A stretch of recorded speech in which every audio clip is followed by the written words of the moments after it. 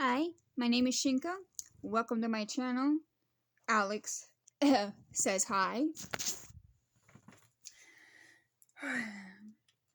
Well, it's about half over, so I can at least talk about half of it. Anyone who follows any of my social media will know that I'm getting married soon, December 10th of this year. And then I'm divorced. But there's a few details. That divorce didn't officially go into effect until November 4th of this year. I left my ex-husband, my abusive ex-husband, years ago. You see, in the great, wonderful state of Arizona, if you want a divorce, but your partner doesn't, your partner does have to pay money and go down to the courthouse, but they can reject your divorce. And the state will not question it whatsoever. So, for years, my ex-husband kept me married to him, essentially. I always swore, growing up, at school they tell you all the time, if they hit you, it's abuse. Well, of course. Duh. Everyone knows that. But that's all they tell you. So that's really all you look for. You don't look for all of the signs that lead to that. Because you see, being physical is just the third step. There's 4 steps in the cycle of abuse. We're only taught about the 3rd and 4th. The first step is love bombing. They make you feel wonderful. They tell you how amazing you are, how wonderful, how you're so unique. No one is like you. And therefore, no one understands you like they do. No one loves you like they do. Your own parents, your own family and friends, they don't love you like I do, is what you're told. It is a slow process. It is a brainwashing process. That's step 1. Step 2 is the verbal and emotional abuse. It's slow. It starts off so slow, argument here and there. You're left with the feeling, I was wrong. And, oh my gosh, he wasn't like this before. They weren't like this before. It must have been something I did. My fault. They give you a false future. They paint a picture that the world is against your love. They keep trying to give you the future they promise you, but it's the world that's beating them down. Which really sounds stupid, doesn't it? Sounds dumb.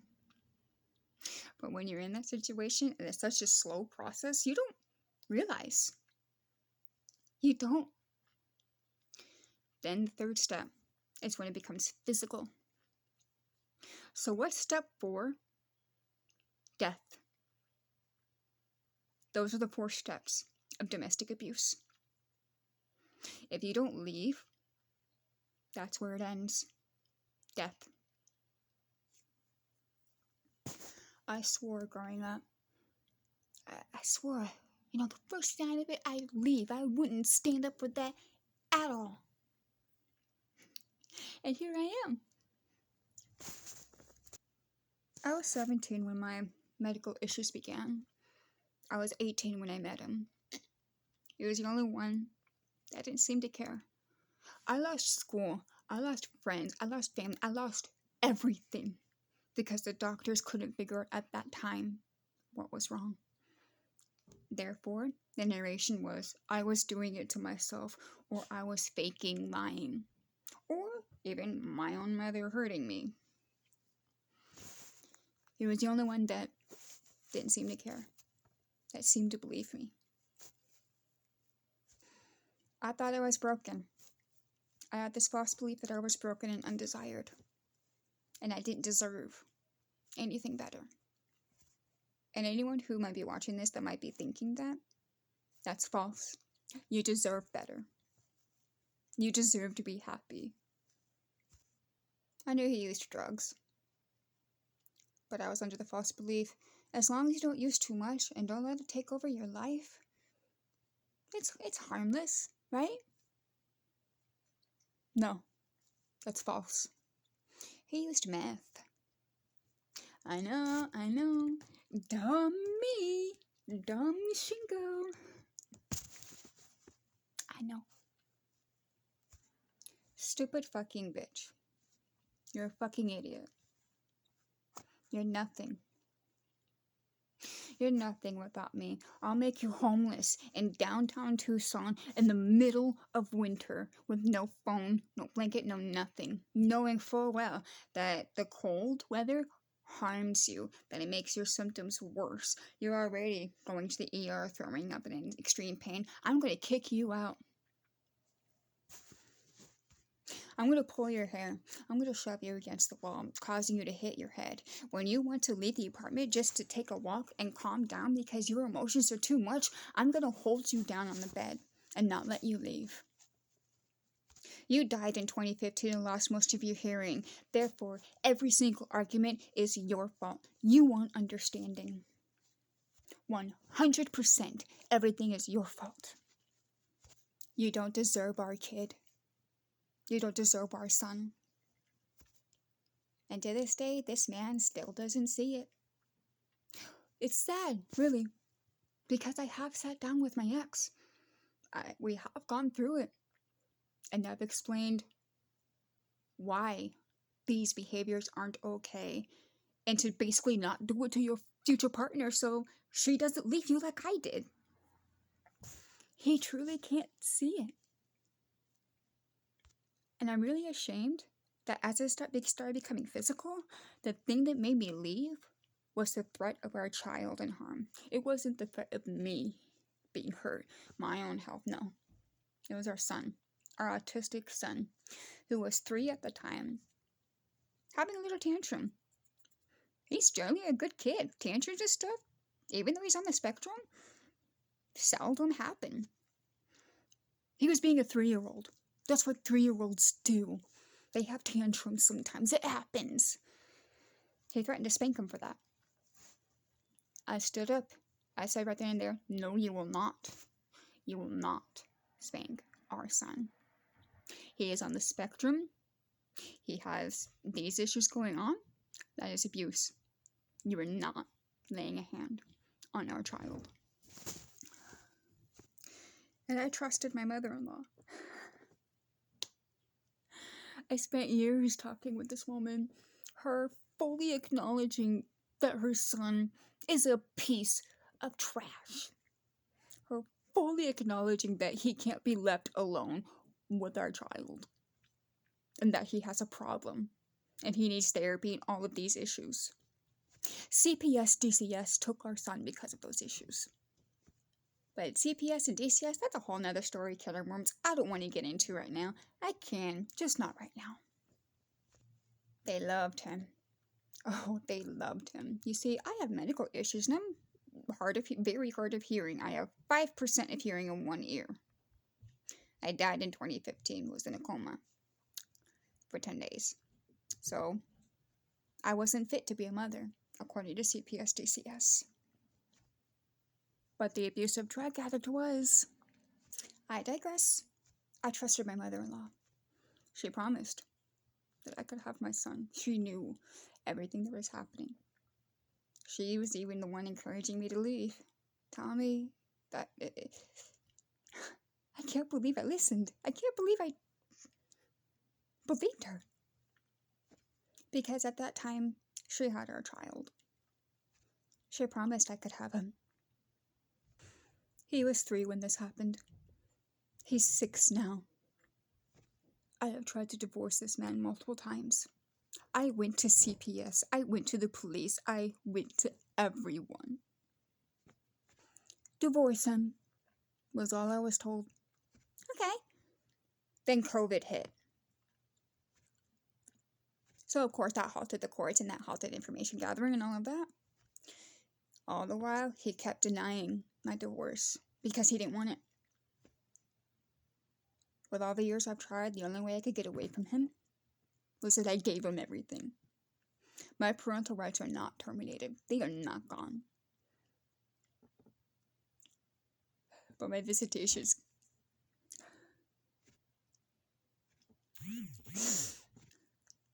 I had to let my son live with his father. The father doesn't take care of him. It's the mother-in-law, ex-mother-in-law that does. She's dying. And it's only been recently that she's kind of realized, hey, you know, my son isn't taking care of my grandson.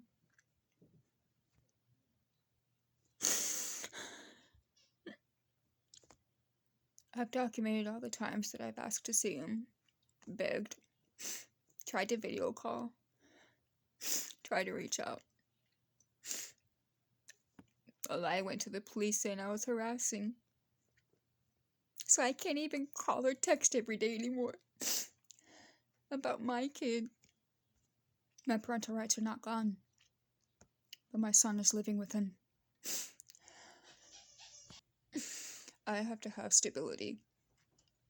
I have to be in a place where they see that I could take care of him. So I'm not going to say what my plans are, because they haven't happened yet. And it could affect future cases. It could affect the future. I make this because domestic abuse isn't taught right. Because everyone knows when you're being hit that's abuse, but seldom do people know or even believe that emotional abuse and mental abuse is a thing. It can actually be much worse than physical abuse. Physical abuse, you heal from bruises. You don't heal from trauma here. And the times that I've spent with my current fiancé, the wonderful man he is, has just shown me even more how bad I had it. We tell ourselves it's not that bad, that there's worse out there. We don't realize it. And people that are telling us what it is, we clutch down harder and want to believe so hard that that's not it. When we do leave, they change.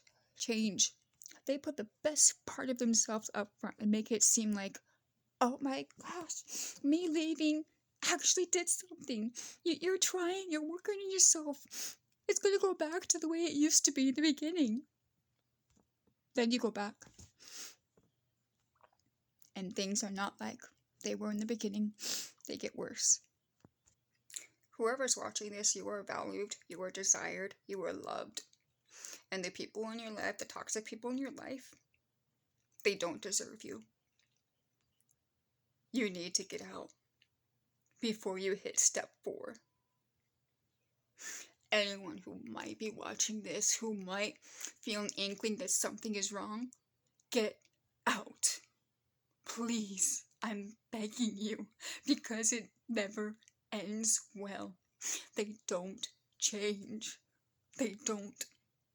If they are incapable of seeing what they did was wrong, and seeing that the actions they did was wrong and not go to therapy, they are not going to change. Leave, please. You deserve so much better.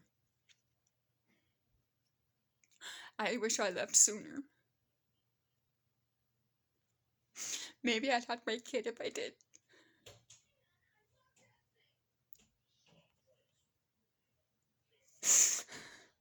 As it stands, I'm working on myself. I'm trying to get better. And if you've just left, and you feel like life can't get any worse or it's never going to get better, it gets better. It takes time, but it does get better. I promise you. It does. Leave, please. Before it's too late. Because when it's too late, you're gone. Your children are gone.